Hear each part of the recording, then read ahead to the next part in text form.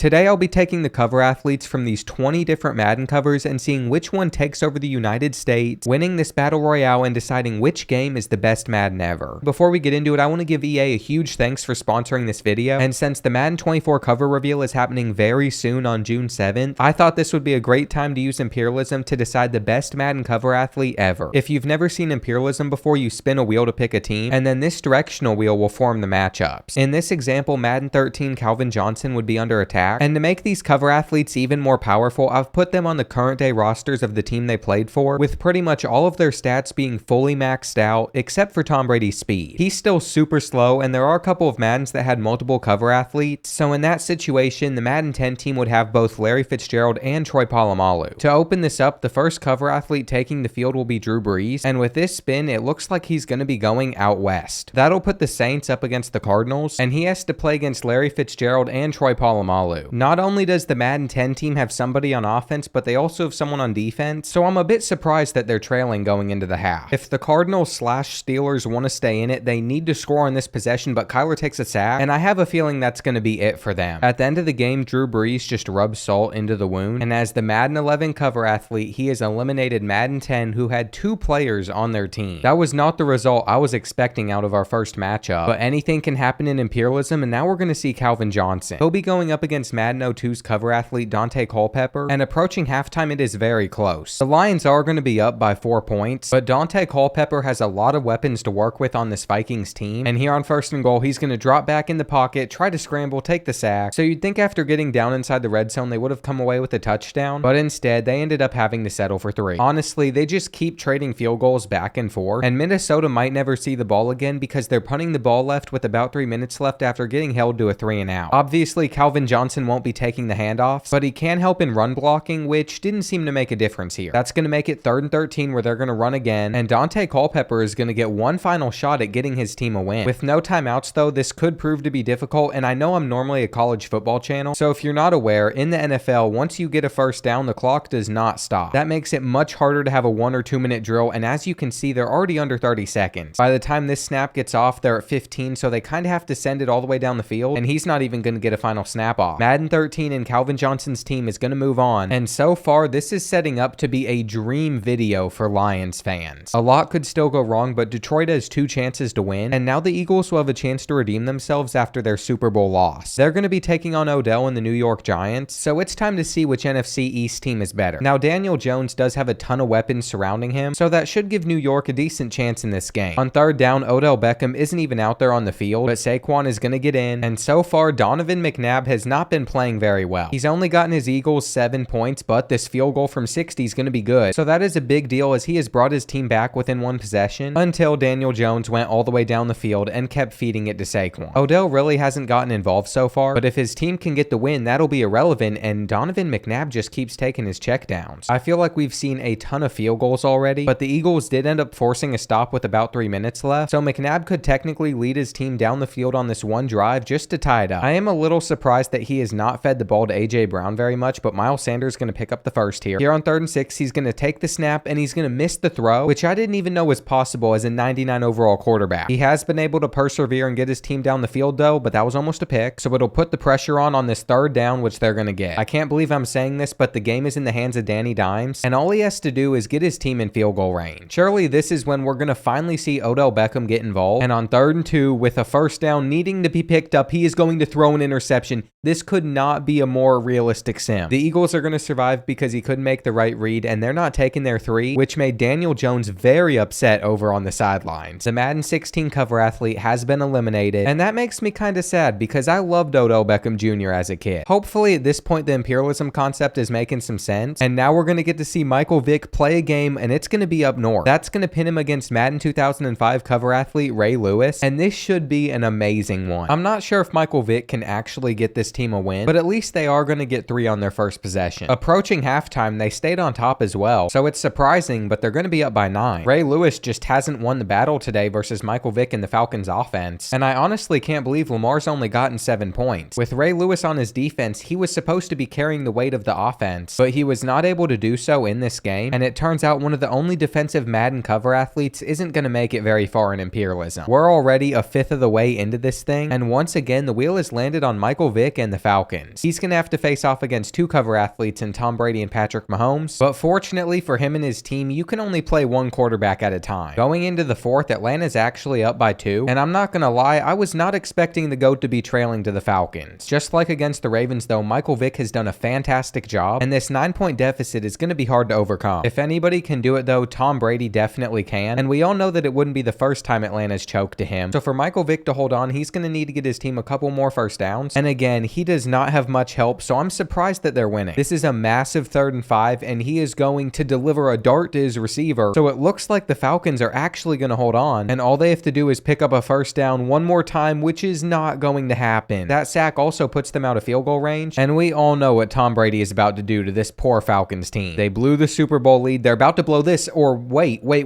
did 99 overall Tom Brady with 99 throw accuracy just throw a pick 6? I don't even know what to say. Well, it turns out this team should have started Patrick Mahomes, but since they didn't and they technically picked the wrong cover athlete, they're going to be eliminated from Imperialism. With a fourth of the teams eliminated already, this is what the map looks like. Patrick Mahomes and Tom Brady still have teams in this though, so they're not fully out of it yet, and now we have another good matchup. We're going to get Madden 07's Sean Alexander versus Calvin Johnson, and he's already gotten Madden 13 1 win, so I am a little surprised that his Lions are losing this badly to the Seahawks. Sean Alexander has had a good game though, and if a comeback were ever to start, it would have to be on this possession. Megatron did just come up with a big catch, and after a touchdown with the 2-point conversion, it isn't over. The Lions just need one more stop to get the ball back, which they're going to get, and Pete Carroll has a tough decision to make on 4th and inches. It looks like he's going to go with the chances of a 55-yarder going in, which it does, and here on 4th down, I'm going to assume they're going to throw it up to Calvin Johnson, but he is not going to come down with it. The Madden 13 cover athlete's not going to make it to the next round, so once again, I'm sad removing one of my favorite players from my childhood, but he has to go off of the board. I honestly have no idea which of these teams is going to come out on top, but now I have to mention the issue with the Rams, who are going to be in this next game. They're going to be going up north to take on the Richard Sherman-led Seahawks, but they weren't located in LA when Marshall Faulk became a cover athlete. I just decided to put them out there anyway because St. Louis was in too crowded of an area, so don't hate me for it because there's nothing you can do about it. It's been Richard Sherman versus Marshall Faulk, and so far Richard Sherman's team has been winning, which is very good for fans of the Madden 15 team. He's the last defensive cover athlete remaining as the other two have already gotten out, and even Seattle without Sean Alexander is doing well. With about 4 minutes remaining, they have a 14-point lead over the Rams, and I'm pretty sure they're just going to burn through as much clock as they're able to, as Kenneth Walker's going to take off. Marshall Faulk just didn't make much of a difference, and it's kind of crazy they only gave him 12 carries. The Seahawks have now begun their takeover of the Northwest, and of the 13 Maddens remaining, they have 2 cover athletes representing their team. The only name from this I didn't recognize was Peyton Hillis, and we're about to see what he can do with the Browns against Michael Vick. Well, after a slow start, it looks like he's finally going to get them on the board, and he's doing his best to keep up with the Falcons. By the time there's 4 minutes remaining, Peyton Hillis' team is in a great position because they have the ball and they're going to pretty much control what happens. They can't run the clock down entirely, so Michael Vick will have a chance to respond, and this is a massive 3rd and 6, which they're not going to get. Getting held to 3 there is tough, and can the Falcons continue their run of somehow winning? It's 3rd and 10, so they're going to need something here, and Michael Vick is going to make the right read. And he has been taking a lot of checkdowns, but it is working out perfectly for them. Though he is on another 3rd and long, and he's going to find Cordero Patterson, who is going to get them about to the 35. It'll all come down to this Younghoe Koo kick, and of course he drills it. This means we are going to get our first overtime game, and Peyton Hillis is going to start with the ball. All they have to do is score a touchdown on this drive to win the game, and you can tell that he really wants it. However, if he's not handed the ball, he can't do anything, and Deshaun Watson is going to turn it over. From there, obviously the Falcons are going to get it down the field, and I can't believe it, but Atlanta is going to win again. So far, Michael Vick has been by far the best cover athlete, and I don't want to jinx it by calling them the favorites, but they're playing really well. Could Donovan McNabb put an end to that though? He is going to be up next, and it's a close call, but the arrow's going to direct him towards Madden 25's Barry Sanders. Jared Goff couldn't get it done with Calvin Johnson, but the Lions love to run the ball, and that last play showed just how explosive Barry Sanders is. In fact, he's been so solid that I don't think Detroit's been stopped on offense once, and it's taken Donovan McNabb all game, but he's finally starting to warm up a bit too late. You just can't score 3 points through the first 3 quarters, and I'm not going to lie, I am confused at how the Lions have done it, but they're going to get the exact result that they wanted, making them one of the final 11 teams that's still standing. As of now, this is what the map of the United States looks like, and whoever loses this one won't sneak into the top 10. The wheel just landed on Vince Young, so there's a college name my fans might recognize, and I'm not sure if he's going to be able to beat Madden 20 cover athlete Patrick Mahomes. He does have a stacked team around him, but stopping Vince Young and Derrick Henry won't be easy. I wouldn't quite call them an unstoppable duo, but they're obviously pretty good as they've kept it very close with the Chiefs. To start the fourth quarter though, it looks like Kansas City is going to go up. So Vince Young, representing Madden 08, is going to need to respond, and he is just running back. What is he doing? He almost took like a 30-yard sack there, and I can't believe they punted it back to Patrick Mahomes instead of going for it. Also, can someone let me know who this dude is? He is massive, and he almost looks like Andy Reid dressed up in a Titans uniform trying to help his team win. The Tennessee Titans did get a massive defensive stop there though, so Vince Young will have a chance to send this game into overtime, and he is going to throw an interception. I really don't understand how these quarterbacks are doing it with 99 everything, but the Chiefs get a massive play there, and because of it, they've taken over a little bit of land, getting them into the top 10 teams. This is what the map looks like halfway through this Imperialism, and don't forget the Madden 24 cover athlete will be announced June 7th. I'm excited to see who it's going to be, and Patrick Mahomes is playing again. What's even crazier is I think he's playing the other Titans team, and it's going to feature the oldest cover athlete we have on here, Eddie George. He was the star of Madden 01, and I can't believe the Titans are passing on the goal line when they have Derrick Henry and Eddie George. Their Pete Carroll play calling is making absolutely no sense, and there is the interception. I could not have called that more perfectly. Malcolm Butler. Now you have this Chiefs guy doing the same thing, and what are they doing with two studs at running back, not using them? With 3 minutes left, they're trying their hardest to stay in it, but they need to pick up this 4th and 3, and they're not going to get it. Eddie George rushed for 239 yards, but in the end, I don't think it's going to be enough for them to get the win, as they are going to score here, giving them a very, very slight chance, but they have to recover this onside kick, and they are not going to be able to do so. Patrick Mahomes just beat the Titans twice, and Madden 01's cover athlete has been eliminated. That leaves us with just these last 9 Maddens, and Barry Sanders is up again, this time going to the East. For the first time, we're going to get to see one of the Patriot teams, and it's going to be Gronk's. Well, the Lions ended up getting off to a great start, and I guess it makes sense considering Gronk has Mac Jones as his quarterback instead of Tom Brady. He's good, but you can't expect him to make that much of a difference just as a tight end, and honestly, the Lions would be up way more if their kicker didn't stink. With 3.5 minutes left, they might choke if they're not able to get it together, but I doubt Barry Sanders lets that happen, so they need to just feed him the ball instead of throwing it. All it takes is a couple more first downs, and he is going to get this one plus more, and I can't believe I'm saying this, but the Lions are going to win again. Calvin Johnson wasn't the key to success for them, but Barry Sanders has been, and it is officially over. The Madden 25 cover athlete has made some magic happen, and we are down to just 8 teams remaining. Tom Brady is stepping up to the plate though. He didn't like how the Patriots just lost, and unfortunately for Lions fans, there's only one way he can go. It's pretty safe to assume that he's going to do his best to get revenge today, but the Lions have played so well that at the end of the third quarter, they're up by 4 points. All Detroit really needs to do is to continue running, and if they control the clock well, they can pretty much ruin the Patriots twice. They've already gotten it under 3 minutes, and Jared Goff is going to throw an interception, so that is going to change everything, and I don't understand why they didn't just continue to hand the ball off over and over. Now Tom Brady has a chance to prove that he is the GOAT going down the field and winning, but it might not happen because the Lions defense has been great, and they're going to get a sack here. Aiden Hutchinson is really added to their pass rush, and what is that? Why would Bill Belichick call a halfback draw on 4th down? I mean, it works out for them because Tom Brady's incredible and he just threw a laser, but that still made no sense, and with a minute remaining, he needs to go another 55-ish yards, so we'll see what he can do. He has a ton of time in the pocket, so much for the pass rush, but he just never got the throw out. It's now 4th and 22, and they're not going to be able to get this. The Lions are in victory formation, and now all of the Northeast is going to belong to them. Barry Sanders might prove to be the best cover athlete of them all, and I'm honestly just surprised that with 7 teams left, Tom Brady's out. I thought for sure that the GOAT would end up making an incredible run, but he didn't, and now we're going to get Michael Vick versus right-handed Michael Vick. He has carried the Falcons up to this point, and it's starting to seem like the team overalls that these cover athletes are playing for don't matter, but I should not have said anything because he literally just lost the ball, and that is going to be taken all the way back to the house. Despite that opening drive ending terribly though, here in the third quarter, I'm surprised to say that the Falcons are still in it. Michael Vick has been surgical, and not with his legs but his arm, and this is a tough situation, but they are going to go for it on 4th down, which apparently they aren't going to be able to get. I'm not sure how he was spotted short, but Lamar's going to throw an interception right back to them, so this could be setting up for a fantastic ending, and we have a tie game. The Ravens were in the driver's seat, but they've completely choked, and since they got stopped on 3rd and short there, they had to punt the ball back to the Falcons, which could end up being very bad for them if they aren't able to get a defensive stop soon. Time is ticking down very fast, and Michael Vick is going to make the throw, so you can safely assume they're going to be setting up for a field goal, and what a run by their running back. The Madden 21 cover athlete is about to be eliminated, and there's not a chance that they ever miss that field goal. It looks like the Falcons are going to pull out yet another close one, and Lamar Lamar Jackson will no longer be a part of Madden cover athlete Imperialism. There are multiple teams that are real contenders right now, and Shaun Alexander's returning to the field to go out to the east. The only team that really points in that direction is going to be the Detroit Lions, and it's going to be the battle of the best running back. Approaching halftime, I can't even say that I'm surprised that Detroit has double the Seahawks score, but it isn't going to last, as since then they have not been able to score. That is an interception from Geno Smith though, and that was about to be the Seattle Seahawks tying the game up, but now they're giving up a huge run to Barry Sanders. He is so quick, and he is going to break free from that. They were just about to get a touchdown to make it 28-28. Now it's 35-21. And in the end, Shaun Alexander's team is going to collapse. Barry Sanders has done it once again, and he rushed for 234 yards in this game. I'm just a little bit surprised that he's able to win this much with a Lions team from last season, but it's working, so I'm sure Detroit fans are not complaining. The other Seattle team, Richard Sherman's, has now been drawn, and with the arrow pointing down, the closest land is technically the Saints. So far, it's been a very back and forth game, and surprisingly, Geno Smith is outgunning Drew Brees, which is not something you'd expect, but going into the half, the Seahawks are going to have a lead, and that's going to put them up 9. Seattle is in a pretty good position, but in the second half, they have really struggled to score points, and they're just going to get into field goal range here. I mean, 3 is okay, but if they give up a touchdown, they're going to be down, and they've gotten the Saints to a 4th and 4, where they are going to get a huge interception. They just picked off Drew Brees, so pretty much all they really need to do is hand it off. If Kenneth Walker can break off a good run or two, they're going to be in a perfect position to get the win, and the Saints are going to have to start taking their timeouts if they want the ball back. This is the biggest 3rd and 7 in Seattle history, and Geno Smith's going to take the sack. So Richard Sherman, the cover athlete of Madden 15, who is this Seattle Seahawks team, is going to need to get one more stop on this possession, and anything could happen here. There's a minute left on the clock, and Hall of Fame quarterback Drew Brees is back in the pocket, but whenever you don't have any timeouts, there's a lot of pressure to succeed, and checkdowns aren't going to work. You got to target the sidelines because you can't go down in bounds, and you surely cannot take a sack like that. They're lucky they're even getting the snap off here, and that ball is going nowhere. The Saints are going to lose, giving Seattle more territory than any other team on the map. Just 4 more Maddens remain, and this one's landing back on the Seahawks, so you'd think this is probably where Richard Sherman's run ends. I just don't see his team beating Madden 25's Barry Sanders, but I might need to take back that statement almost immediately. Seattle is about to get off to a 14-0 start, and their defense has gotten stop after stop after stop, so maybe having a cover athlete as a defensive player makes a difference. Richard Sherman is even returning punts, and I can't believe I'm saying this, but they have complete control of this game, as the Lions didn't even use their timeout here and just let the clock run to the half. Stuff like that adds up, and that's probably going to be the reason they lose. They're trailing by 15 with a minute left, and they were smart because they saved all 3 of their timeouts just in case they got into the end zone. They are going to a booth review just to confirm it was in, but I'm not sure why it's even a question. He was clearly in. They ended up counting it, but what's important is this onside kick, and Seattle is going to recover it with DK Metcalf, and I guess saving your timeouts isn't that important when there's only 15 seconds left. There was a fumble on that run though, and they even went into the booth to see who picked it up, but they said Seattle had it all along, and that is going to be it. Well, you definitely hate to see it, but Barry Sanders' incredible run is officially over, and the whole map is left with just these 3 covers. One of these 3 teams is about to automatically make the championship, and did Richard Sherman's team really just get landed on again? That's incredibly unlucky because it's going to be Madden 15 versus Madden 20, which means Michael Vick has automatically made the final game. I have a feeling that their opponent is going to be Patrick Mahomes, but Richard Sherman might be able to lock him up, and the Chiefs are being aggressive from the jump, but it's going to pay off. That first down means they're going to be able to score 6 instead of 3, and through the first quarter, the Seahawks have had 0 success on offense. Getting defensive stops can be helpful, but you got to score at some point, and on this 3rd and 7, Patrick Mahomes has a lot of time in the pocket, so he's going to find his favorite target. Geno Smith absolutely has to respond back, and he does so, but by the 4th quarter, his team only has 10 points on the day, so it's still not looking pretty for the Seahawks, but at least they have a chance to score on this drive, and he is not going to get the throw out. It looks like we're going to get Michael Vick versus Patrick Mahomes, assuming there's no late comeback here, and I guess it is the smart decision to settle for 3, but I feel like they're not even going to touch the ball again. Well, maybe I was wrong, as it turns out it looks like they stopped the Chiefs, and I guess it's time to see what Geno Smith can do. He is going to have a wide open running back out of the backfield for a huge gain, so even though it's taken a long time, could the Seattle offense finally be figuring it out? I'm not sure if they're going to be able to finish it, and they also need the 2-point conversion, but this is by far the best that their passing attack has looked in this game, and all they need is about 20 more yards. They're going to pick up the first down plus more here, and on the next play, Geno Smith is going to check it down, which is going to be a touchdown. The biggest play is this 2-point conversion though, and he has a lot of time where he finds his receiver, but apparently he was out of bounds, and that means they have to go for the onside kick, which they are not going to be able to get. Well, Well, Seattle tried, but they were just not able to come away with it in the end, and that leaves us with just these two final teams standing. Nobody's going to have home field advantage as I've put them into a Super Bowl matchup, and it seems like Patrick Mahomes is wasting no time getting down the field. In around just 2 minutes, his team has already scored a touchdown, and the first time a team didn't get 6 was when the Falcons got held to 3. It's been a very offensive heavy game so far, and the Chiefs went for it on 4th down, but that aggression is going to pay off for them as they were able to get it, and they're going to probably get a touchdown here as number 1 is getting down to the 2-yard line. I'm pretty sure that was Jerick McKinnon, and the Falcons might not get one stop on the Chiefs. Well, checking in here in the 3rd quarter, and Kansas City has an 11-point lead with the ball, so you can assume that the Falcons are going to be in a little bit of trouble. They're going to need to force a stop here, and they're just not able to, and I feel like the Chiefs are just going to run out as much clock as they can, but they're going to get a sack, and could this be the turning point? That was the first time in this game where they've come up with a huge play on defense, and then Patrick Mahomes erases it within a second. I was hoping that this one turned out to be a little closer, but it's not looking very good for Atlanta because every single time that they've gotten them into a 3rd and long, they give it up, and they're at the point where they're going to have to start burning through their timeouts. This 3rd and 7 might be their last sliver of hope, and of course Travis Kelce comes down with it. So they're never going to see the ball again, and the clock is going to be run out. Well, I take that back. They're getting it back with 20 seconds left, and I know it's over, but I want to watch Michael Vick sling it one more time because he had an incredible Imperialism.